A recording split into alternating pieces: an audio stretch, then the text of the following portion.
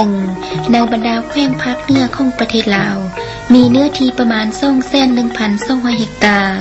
เนื้อที่ส่วนใหญ่จะเป็นเขตผู้ดอยทุกแขวงแบ่งออกเป็น11เมืองมี 1,200 กว่าบ้าน 59,470 กว่าครอบครัวและมีประชากร400,000 กว่าคนประกอบมี3ชนเผ่าใหญ่ในนั้นเผ่าลาวลุ่มกวมเอา 38.9 ส่วนห้อยลาวถึง 44.9 ส่วนห้อยและลาวสูง 16.2 ส่วนห้อยแต่ก่อนเนื้อที่ส่วนใหญ่ของแขวงปกคลุมไปด้วยป่าดงดิบมีถึง 443,800 เฮกตาร์ซึ่งกลายเป็นคุ้มทรัพย์อันล้ำค่ามหาศาลของศาสตร์เขตป่าดงดิบอุดมสมบูรณ์ทางนิเวศวิทยาอากาศชุ่มชื้นฟ้าฝนสนทานถูกต้องตามฤดูกาลห้วยน้ำลำธารอุดมสมบูรณ์ไปด้วยปูปลานานา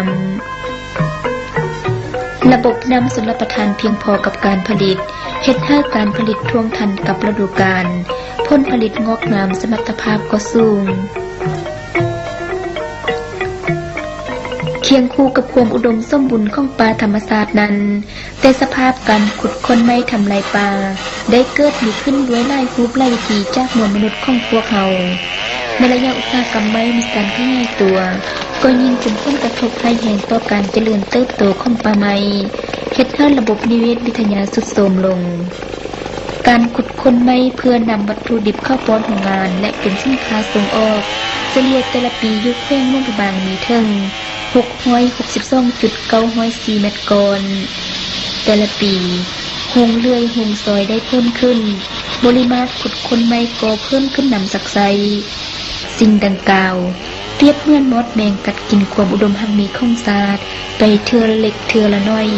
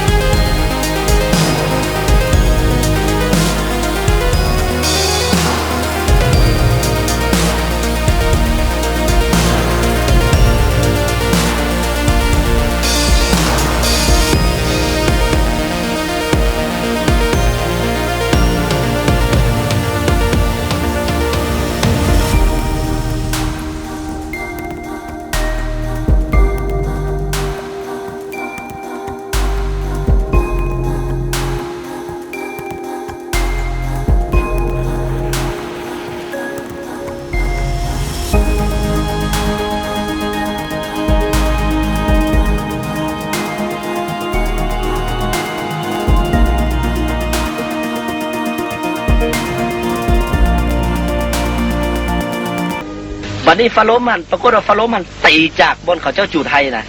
แต่ไฟหันบ่ทันมาใหม่แคมทางบ่เห็นฮอดไฟมันตีมันแบบมันอุ้มจะเปลวมันอุ้มจะเปลวมันเลยคอยเป็นผู้ขับแล้วเมียคอยเป็นผู้นั่งแล้วซูเฟอร์รถคอยหันจะพักผ่อนแล้วมันนั่งอยู่แคมประตูพุ่นแต่ไฟนั้นปูเข้ามาจนมาถึกกันส่งเนี่ยถ้าถึกส่งเมียข่อยไหม่ขาเมียข่อยเลยจนซอดส่งให้ซูเฟอร์รถข่อยขึ้น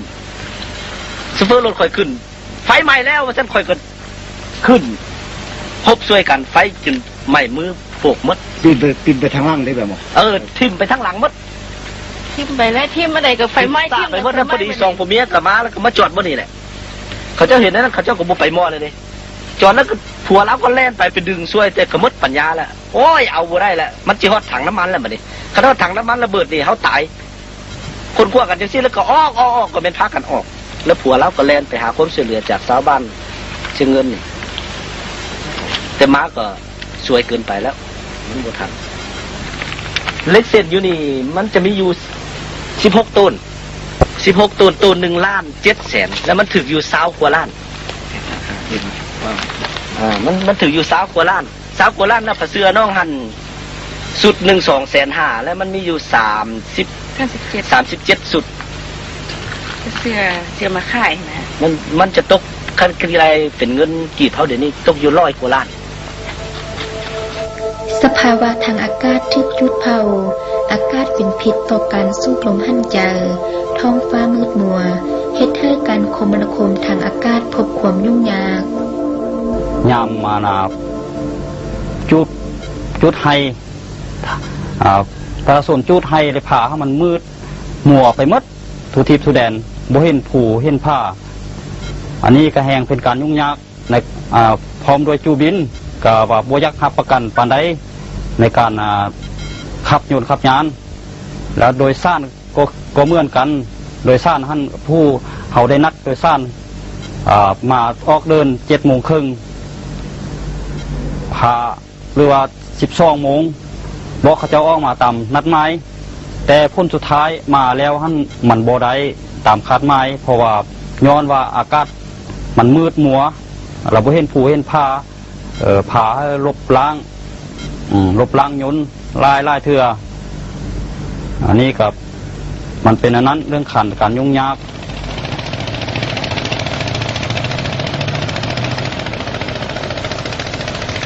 ในเมื่อก่อนการคมนาคมทางน้ำเปรียบเหมือนสายเลือดอันสำคัญของศาสตร์ที่สามารถลำเลียงขนส่งจราจรแยกย้ายสินค้าจากตัวเมืองไปสู่เขตชนบทห่างไกลซอกลีกและเข้าหาตัวเมืองได้ทุกฤดูกาลแต่มาถึงปัจจุบันบรรดาสายน้ำต่างๆก็เริ่มบกแห้งขึ้นหาดขึ้นแกงไปนำทุกๆปีเฮ็ดให้การคมนาคมทางน้ำพบปัญหายุ่งยากสภาพเข้านี่นาป่านี่น้ำเกิดขึ้นการซอกดูหากินที่อุดมสมบูรณ์จากธรรมชาติก็ค่อยๆหมดสภาพไป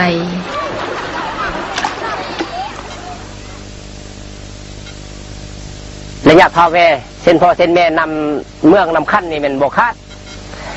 เพราะเราเฮ็ดทงเฮ็ดนานเนี่ยสะดวกสบายแล้วก็มีพอเช้าแต่ละเจ้าหันกับสมเสริมนำได้หามาตรุกระยะนี้และเป็นว่าอิงสดินฟ้าอากาศนี้บ่อำนวยเป็นว่าย้อนว่านำฝนน้อยนำบ่เพียงพอการเฮ็ดนานี่จึงว่าคาดเกินการสมเสริมนี่บ่เพียงบ่พอจากสันว่าสุดที่ว่ายักษ์ได้มักได้พจน์อันนี้ก็ย้อนว่าพวกเขานี่แหละบ่เป็นเจ้าการเนี่ยทางป่าทางภูทางแห้งทางแล้งพลเมืองนี่บ่เฮ็ดได้ความเฮ็ดได้ความยุ่งยากของชาวนานี่ย้อนชาวไร่นี่ทางตานี่บางคนไปทางแล้วก็ทิ่มเลยจุดบ่ไว้ล่ะเทพจากสันว่าเป็นผู้ป้องโลนไหลกันสมสนำเนี่ยบ่ได้กระแห้งกระแล้งไฟละทอนี่มีสารพัดมีไฟเบตงครบสุดแต่ว่ามีจักรซุปน้ำ2 เครื่องมี28 แห่งมาการสาเหตุน้ำนี่เป็นว่าจักรในมีแต่น้ำจิจุบบ่มีได้ทดลองทีนึงได้แต่45 นาทีหนึ่งเป็นว่าน้ำนั้นหมดจึงว่าจะได้ปะเป็นจักรไว้ละบ่มีน้ำจิจุบผลกระทบตามมาก็คือที่ดินทำการผลิตที่อุดมสมบูรณ์ค่อยๆหมดคุณภาพ เฮ็ดให้สภาพการผลิตตกต่ำบ่สมเนื้อทีบ่สมดุลกับแรงงานที่คนเฮาทุ่มเทลงไปเฮ็ดรายได้น้อยผลผลิตบ่เพียงพอกับความต้องการตะกี้สินพ่อสินแม่เฮาก็พาเฮ็ดไทยมาตั้งแต่น้อยๆแต่มาถึงอันแต่ชัวพ่อชัวแม่หั่นเฮ็ดน้อยได้หลายคือว่าเขาสัก10นึงได้เป็น2-3ต้นมาระยะนี้แตกต่างกันคือว่าดินฟ้าอากาศบ่อำนวยย้อนว่าเฮารักษาป่าไม้บ่ได้ทำลายป่าไม้สะสายแล้วก็ได้ย้ายหั่นไปทางนี้ย้ายนี้ไปทางหั่นอีกบ่พอบางคนก็ทิ่มฮอดป่าสะสูสะสายบ่เฮ็ดจากสภาพคือดังกล่าวมานั้น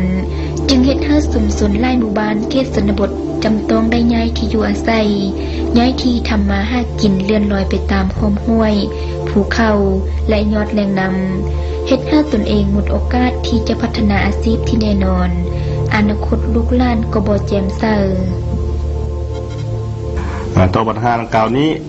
นับตั้งแต่พวกเราได้มีกำหนดเลขที่74/นย.ลงวันที่17เดือน7 1979เป็นต้นมา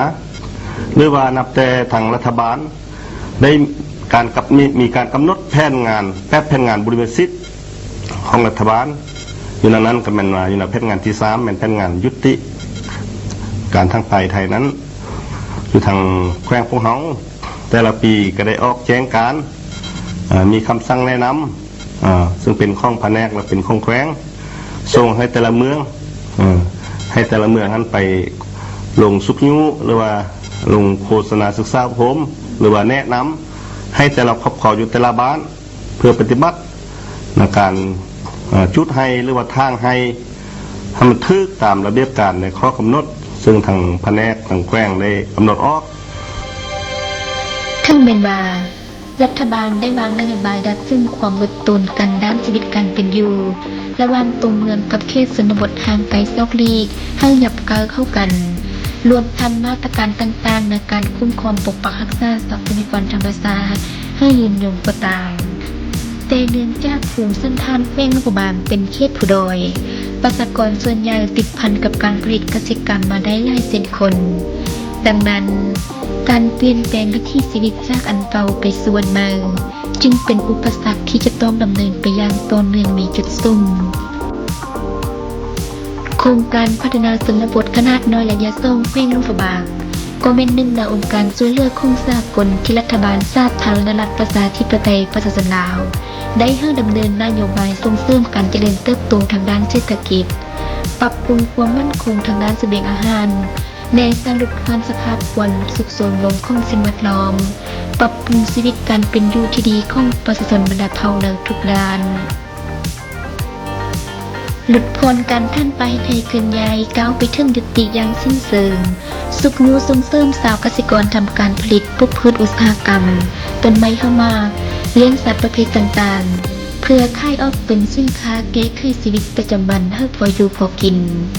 จัดสรรที่อยู่อาศัยของประชาชนในเขตชนบทบ้านน้อยหมู่บ้านใหญ่โดยการยกย้ายบ้านจากเขตเนินสูงมาอยู่ที่ต่ำหั่นเอาสาวให้ไปเฮ็ดอาชีพอื่นๆที่มั่นคงโดยการขยายเนื้อที่นาในบอนที่มีเงินไขสร้างและขยายระบบชลประทานเมืองฝ่ายขนาดต่างๆเพื่อสนองน้ำเสนอแก่การปลูกข้าวพวกพืชอุตสาหกรรมการเลี้ยงสัตว์ในสายยกสมรรถภาพผลผลิตให้สูงขึ้นส่งเสริมมูลเสื้อกกรรมชาวบ้านให้ขยายตัวทั้งรับประกันคุณภาพเพื่อเป็นสินค้าของฮับเฮ็ดให้สังคมมีเวียกเฮ็ดงานทำลดพรการว่างงานของกำลังแรงงานสิ่งนี้จะเกิดขึ้นใดก็ต่อเมื่อพวกเขาหมดทุกคนร่วมแรงร่วมใจกันเฮ็ดให้ป่าไม้คุ้มค่าเพื่อลูกหลานในอนาคตถ้าหากว่าสภาพการตัดไม้ทำลายป่าเพื่อให้เรื่องภูการอื่นๆหากยังดำเนินอยู่ต่อไปแขวงนครบาลก็จะขาดป่าไม้ที่เขียวงามเลือกเพียงแต่ผูปอกโลนเสียภาพพจน์ของป่าธรรมชาติสภาพแวดล้อมมีการเปลี่ยนแปลงไปเกิดภัยแห้งแล้งแหล่งท่องเที่ยวธรรมชาติก็เกิดบกแห้ง ขาดความสนใจของแขกคนทางภายในและต่างประเทศที่มาเยี่ยมยาม เมืองหลวงพระบางเมืองมรดกโลกจะบ่คงคุณค่าทางด้านธรรมศาสตร์และสิ่งแวดล้อมใด ดังนั้นเพื่ออนาคตอันสดใสจึงขอชีวิตให้ธรรมศาสตร์ขออากาศที่สดใสขอให้ดินและน้ำซุ่มซืนป่าไม้เจ้าจะเที่ยวงามตลอดปี